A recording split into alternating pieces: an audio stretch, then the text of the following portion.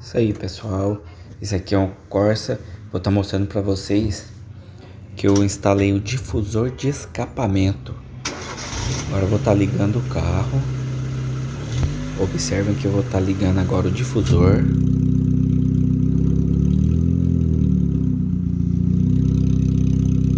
Aqui eu desligo o difusor e acelero o carro. Observem a diferença, pessoal.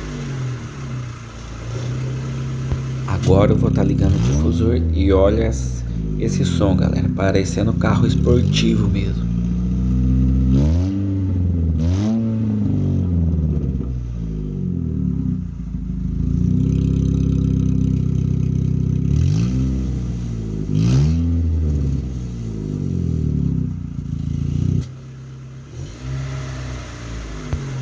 Quando acelera sem o difusor, ele fica um som mais, não pode se dizer assim, mais xoxo, cara.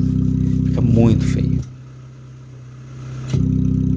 Observem que eu ligo e desligo o difusor para vocês verem a diferença que fica o som.